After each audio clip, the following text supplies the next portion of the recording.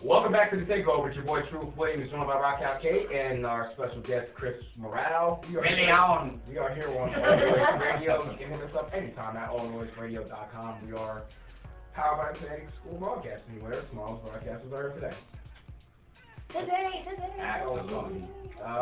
So me and Morale were in a little bit of a semi-heated discussion about he told me rappers' legacies. He closed my hand in the door. Hey, man, listen, All over the studio. Don't do that. I've never been a huge Tupac defender until very moment. I want to ride on my enemies. Real quick, I do want to shout out my new show that's going to be debuting on Wi-Fi AM 1460. It's called The Sports Crew. The show will be debuting on the 7th of January. That is a Thursday. It will be at 1:30. Once again, that's Wi-Fi 1460 AM, 1:30 to 3 o'clock. It will be the Sports Crew, so you will get to hear me talk about sports all day. You can log on. But not hockey. No. Wi-Fi 1460am.com. Yeah. And I tell people, click on the Listen Live button. If you don't see the duck, you're in the wrong spot. Yeah. Exactly. Look for the duck. The duck is the key. Yes. Oh, yes. So now me and Morale are, we're now colleagues. Yeah. Friends forever. Till the end of time. But I want to get back to this rapper rating thing before we start talking about white people.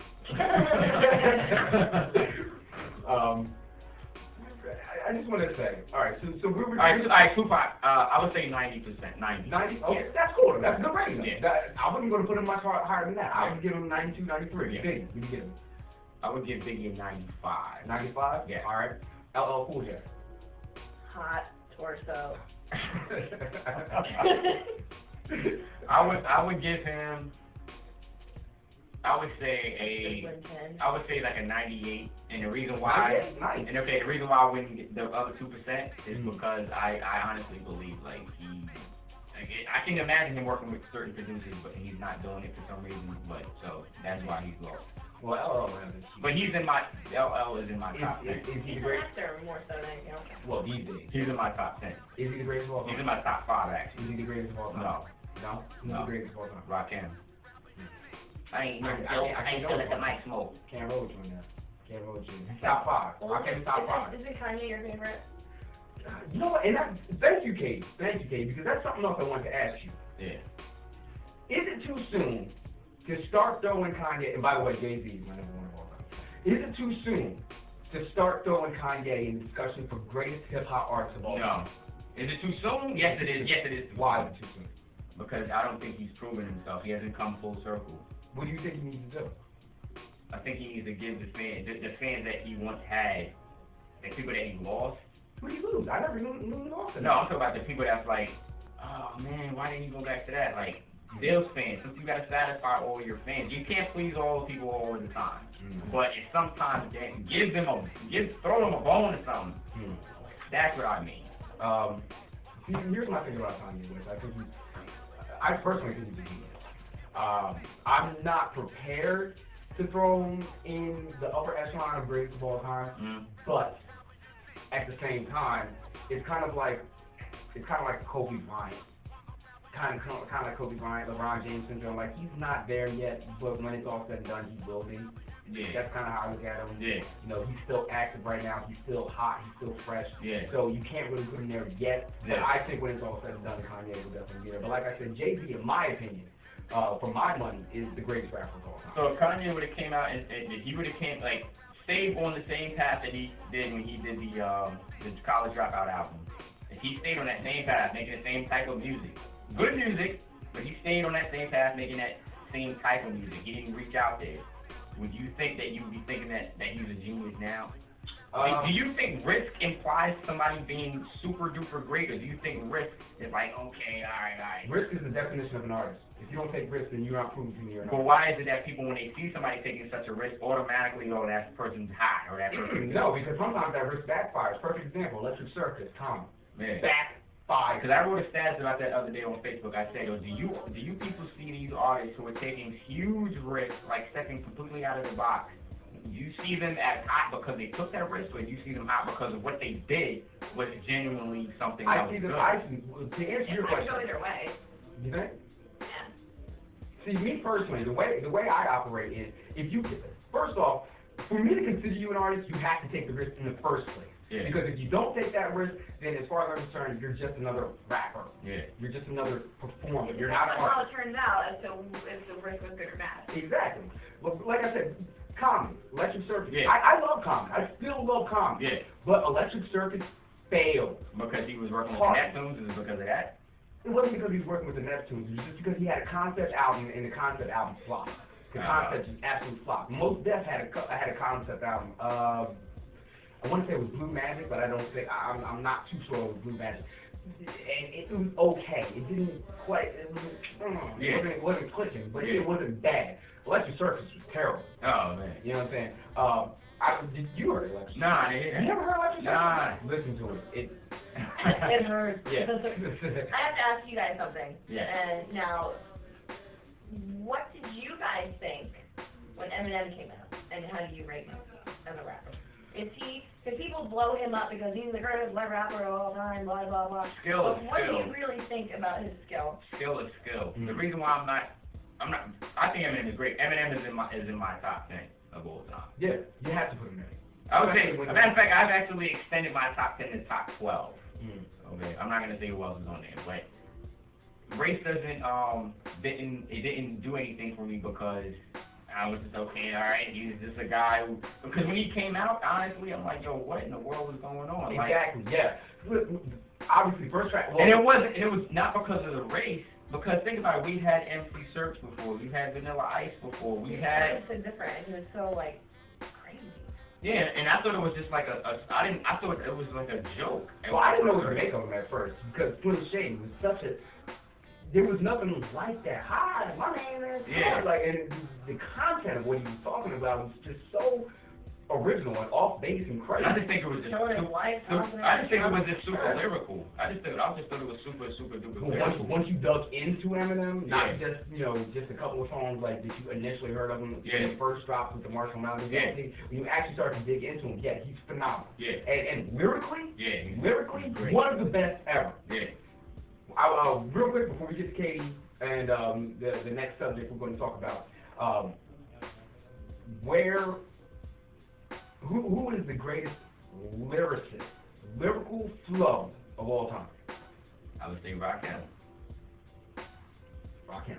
Take 7 MCs, put them in a line, and ask 7 more brothers who think they can rhyme. It'll take 7 more before I go for mine, and that's 21 MCs, 8 up at the same time.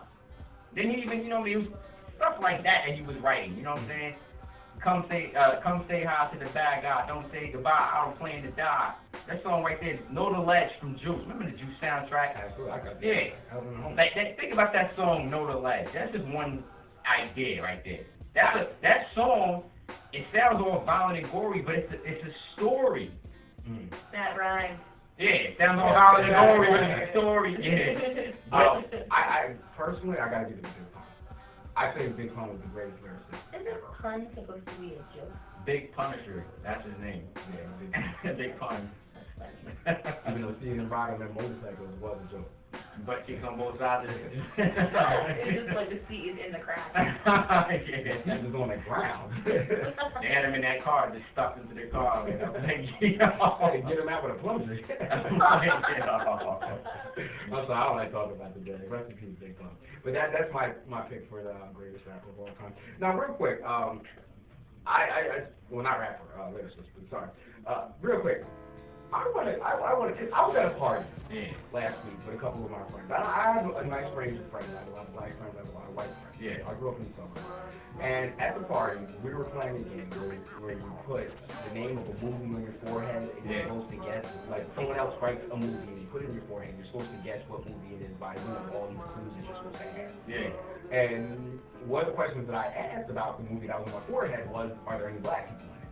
And the answer was no. Yeah. And my first response was, okay, well, if there are no black people in it, and I asked another question. Yeah. I was like, okay, there's no black people in it, and it's not an action or something like that. I was like, well, I probably don't know what it is. Yeah. And then, like, was they freaking out like, dude, just answer the freaking question already, man? Well, they were like, they were mad at me because like, well, I didn't think I'd be about wait. Oh, you don't watch movies that have white people in them. I obviously do. I obviously watch movies. But it cuts to a larger point that it seems like white people get so uncomfortable anytime the race subject is brought up, particularly by a black person. Black people are comfortable talking about race for the most part. Puerto Ricans are comfortable. Spanish people, I don't want to put them. Spanish people are... Hispanics. Latinos. I'm so not PC, alright?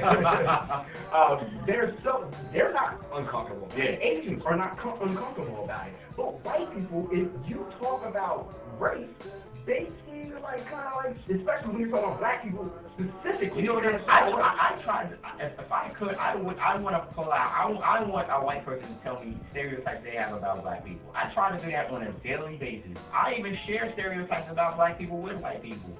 Okay, let me give you one tonight, Katie. I mean, so you can actually use one on your voyage tonight when you go wherever you need to go. Okay. Do you get hungry after you eat? No, excuse me, not hungry. Sleepy. I'm sorry. Do I get sleepy after I eat? Yeah. Sometimes, yeah. There's a word for that. It's called itis. Yeah. You get the itis. I get the itis. So you slip into a food coma. Yeah. So next time we talk about it on a weekly basis. Itis. Okay. All right. Let me think of another one. Like I said, I don't think white people get cold. Well, real quick, use that tonight when you go out. I'm freezing. I'm so cold often. I want you to go outside. Just short sleeves on with the half of glove. Yeah, your fingers is moving about to commit a robbery or something. But I want to get your response to this though, because you're the only white person in the room right now. Here is what I honestly think. I'm freezing. Coming from this country, all right, we have a history as white people in this country to be bigots. We did not do so well when it comes to equality. Now, we've always had we've always had a white president. Most of our leaders have been white all this time, and so it makes us look bad. And because we felt like, going through history, we had all the power. We're the ones in charge. The minorities come over here to live on our land. The black people, they were our slaves. And so people get these, I feel like we all know that now, and now we feel pretty stupid because... You think it's almost like an innate guilt? Yes. I feel being white in America is a privilege. Yeah. You know what? We're going to be the minority. We are, period. You're never going to be the minority. You own everything. Well, I mean, statistically they will be the minority because Spanish people are the Hispanic population is booming within 20 years. This year was the first year that more minority babies were born than white people. This is the first year in American history that's never happened. I mean, black people were humping like a mofro. No, that means it's going to be the Spanish takeover in about 20 years. Maria and Juan Sanchez are getting in. Basically. We're getting ready to go. Chris, is there anything you want to say before we shoot out there? I want to thank you for having me on here. Oh man, it's always a pleasure. I thought it was going to get way more heated than this. I was about to go in. I was about to get the boxing gloves out the car. No, we took too long to get onto the topic. We did. We spent so much time talking about hip-hop, I'm sorry. And I just called out my race. Already had. Alright, well, send us out, love. Yeah, WeRunRadio.com is where you can find everything you need to know about Chris Morale, or Facebook.com/Chris Morale, ChrisMorale, and you can find me there, add me on, and harass me, stalk me. I need stalkers. Remember, no matter where you came from, remember this: we are not human beings having a spiritual experience. We are spiritual beings having a human experience. And with that said, for Rock Out Kate and Chris Morale, I'm Truth Williams. Thanks for listening to The Takeover. Peace.